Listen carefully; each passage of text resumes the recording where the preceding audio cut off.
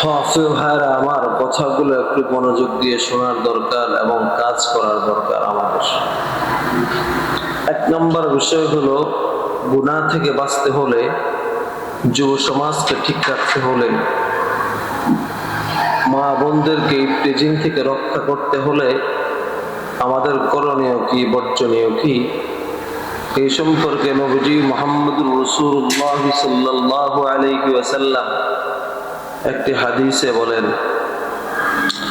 عن أبي هريرة رضي الله تعالى عنه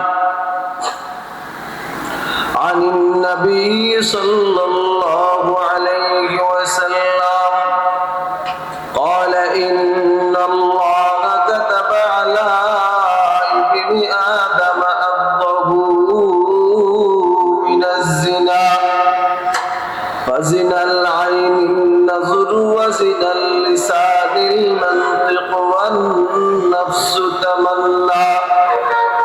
والنفس تمنى وتشتهي والفرج ويصدق ذلك ويكذب أو كما قال النبي عليه الصلاة والسلام। আমার নবী ডাক দেয়া কয়, ও উম্মত শোনো, আল্লাহ পাক রব্বুল আলামিন তোমাদের জন্য কিছু বিধি নিষেধ রেখেছেন, কিছু রাস্তা দিয়ে তোমাদেরকে চলতে বলেছেন, কিছু রাস্তা দিয়ে চলতে আল্লাহ পাক রব্বুল আলামিন বারণ করেছেন। সন্তানকে যেমন বাবা উপদেশ দেয়া বলে, ও বাবা শোনো, তুমি যদি আজকে লক্ষ্মীপুর যাও, লক্ষ্মীপুর যাইতে হলে তুমি এই রাস্তা দিয়ে যাও, সুন্দরভাবে যাইতে পারবা, কোনো অসুবিধা নাই। ওই রাস্তাটা নিরাপদ নয়।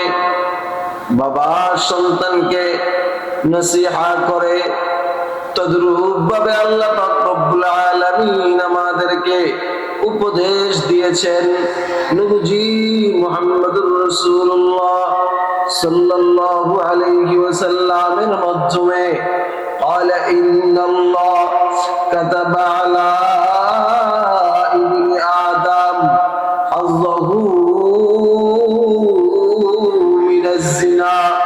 নবীজি মুহাম্মদুর রাসূলুল্লাহ সাল্লাল্লাহু আলাইহি ওয়াসাল্লাম বলেন, আল্লাহ পাক রব্বুল আলামিন আমাদের জন্য যে রাস্তা রেখেছেন, ওই রাস্তাগুলোর মধ্যে হতে একটা রাস্তা হলো ফাজিনাল আইনিন নাজরু, চোখ দিয়া বেগানা নারীর দিকে না তাকানো, চোখ দিয়া বেগানা পুরুষের দিকে না তাকানো।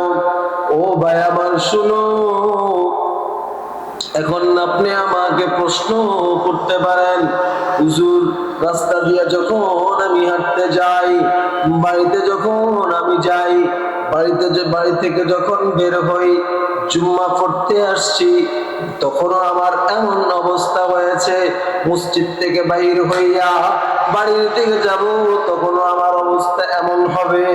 এই সম্পর্কে নবীজি মুহাম্মদুর রাসূলুল্লাহ সাল্লাল্লাহু আলাইহি ওয়াসাল্লামের একজন সাহাবী জাবির ইবনে আব্দুল্লাহ নবীজিকে প্রশ্ন করতেছেন, ও নবী আমার, আমি হঠাৎ করে আমার চোখের মধ্যে কোন নারীর চেহারা বেশি উঠলো, আমার চোখের সামনে কোন নারীর চেহারা পড়লো, তখন আমার করণীয় কি, আমার বর্জনীয় কি?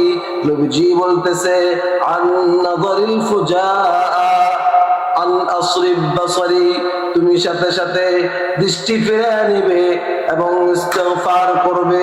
মুহাদ্দিসিনে কেরাম বলেন, প্রথম যদি চোখ আমার পড়ে যায়, ওই চোখ পড়াটা আমার দোষণীয় নয়, বেখেয়ালে হয়েছে, অন্যায়ের কারণে হয় নাই। দ্বিতীয়বার যদি ভালো করে আমি তাকাইতে যাই, তখন হয়ে যাবে আমার জন্য ফাজিনাল আইনিন নাজরু, জিনার কাতারে আমি পড়ে যাব। এই সম্পর্কে আল্লাহ ডাক দিয়া কয়, ওয়ালা তাকরাবুজ জিনা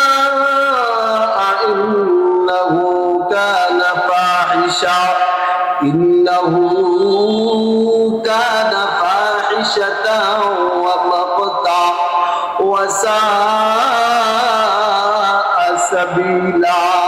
আল্লাহ ডাক দিয়া কয়, বান্দারে জিনার কাছে দাঁড়াও যাও না। জিনা এমন মারাত্মক খারাপ জিনিস, এমন মারাত্মক খারাপ জিনিস যেটা আমি পছন্দ করি না।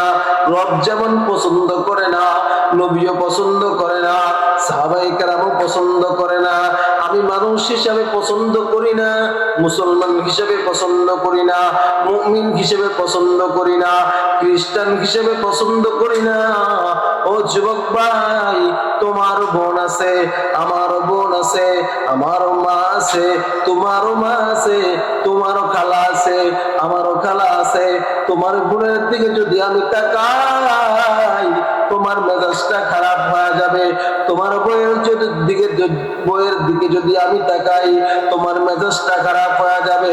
তুমি যে আমার বইয়ের দিকে তাকাও, আমার মেজাজটা খারাপ হয়ে যাবে। তদ্রূপ ভাবে তোমার বোন তোমার কাছে যেমন, আমার বোন আমার কাছে তেমন, অন্য মানুষের বোন অন্য মানুষের কাছে এমন। যদি আমি এই কথা ভাবতে পারি, এক কথা, কোনো মানবিক দৃষ্টিকোণ থেকে কোনো খারাপ কাজ করা যাবে না, কোনো অন্যায় কাজ করা যাবে না, কোনো গর্হিত কাজ করা যাবে না। মা কোন রাস্তা দিয়ে সুন্দর ভাবে হেঁটে যাবে, প্রয়োজনীয় কাজ করা যাবে। আমি এমন খারাপের খারাপ, এমন খারাপ যুবক আমি হয়েছি, রাস্তা দিয়ে যাইতে আমি একটু ফিস না দিলে, আমি একটু টুনটুনি না বললে, আমি আই লাভ ইউ না বললে আমার কাছে ভালো লাগে না। কারণ আমার নজর খারাপ হয় নাই, নজরের কারণে আমার দিল খারাপ হয়ে গেছে। এই জন্য আল্লাহ পাক রব্বুল আলামিন বলেন, ওয়ালাউলা ফাদলুল্লাহি আলাইকুম ওয়া রাহমাতুহু মা যাকা মিনকুম মিন আহাদিন আবাদা ওয়ালাকিন্নাল্লাহ ইউযাক্কি মান ইয়াশা। আল্লাহ ডাক দিয়া কয়, ও নবী আমার, আপনার উম্মতদেরকে জানায়া দেন, আমার অনুগ্রহ ছাড়া, আমার দয়া ছাড়া পৃথিবীর কোন মানুষ তার আত্মাকে পবিত্র রাখতে পারে না। এই জন্য আমাদেরকে রাসূল দোয়া শিক্ষা দিবেন। কোন দোয়া শিক্ষা দিবেন? আল্লাহুম্মা তাহহির কলবি মিনান নিফাক। আল্লাহ, আপনি আমার কলবকে পরিষ্কার করে দেন।